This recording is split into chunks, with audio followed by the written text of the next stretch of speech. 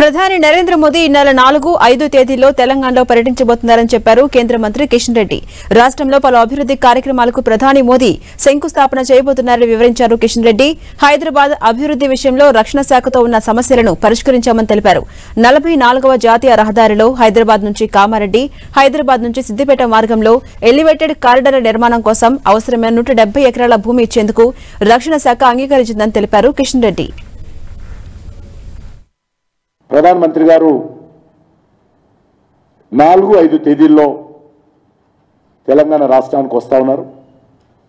ఈ సందర్భంగా అనేక రకాల అభివృద్ధి కార్యక్రమాలకు వారు శంకుస్థాపన చేయబోతున్నారు. కొన్ని ప్రజలకు డెడికేట్ చేయబోతున్నారు, కొన్ని భూమి పూజ చేయబోతున్నారు. మార్చి 4వ తేదీ ఆదిలాబాద్ పట్టణం, 5వ తేదీ సంగారెడ్డి. ఈ రెండు ప్రాంతాల్లో జరిగేటువంటి కార్యక్రమాల్లో ప్రధానమంత్రి గారు పాల్గొంటారు.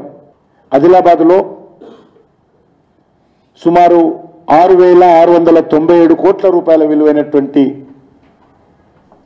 అభివృద్ధి కార్యక్రమాలకు శ్రీకారం చుడతారు. సంగారెడ్డిలో 9,021 కోట్ల రూపాయలకు సంబంధించినటువంటి అభివృద్ధి కార్యక్రమాలు, తెలంగాణ రాష్ట్రానికి సంబంధించినటువంటి డెవలప్మెంట్ ప్రాజెక్ట్స్ డెడికేట్ చేయడం కానీ లేక ప్రారంభించడం కానీ చేస్తారు. హైదరాబాద్ డెవలప్మెంట్ కోసము డిఫెన్స్కి సంబంధించినటువంటి చాలా రోజులుగా పెండింగ్లో ఉన్నటువంటి సమస్యను పరిష్కారం చేశాము.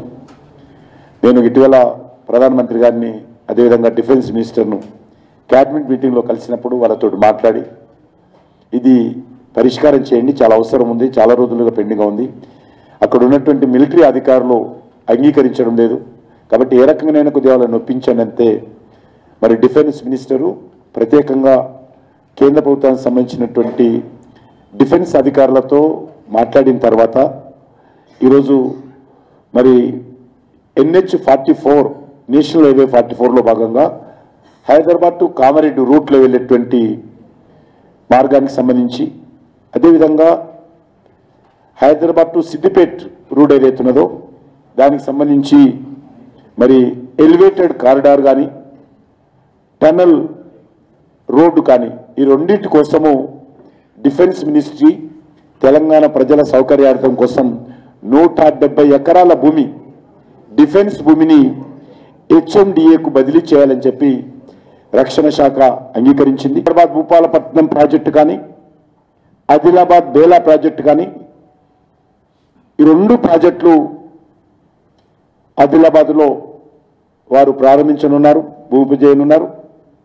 మూడవది అత్యంత ప్రతిష్టాత్మకమైనటువంటి ప్రాజెక్టు రామగుండంలో, మీకు అందరికీ తెలుసు,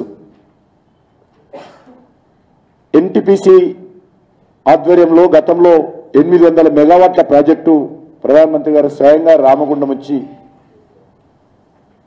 వారు ప్రారంభించారు. ఇప్పుడు 2వ యూనిట్ అది కూడా రెడీ అయిపోయింది.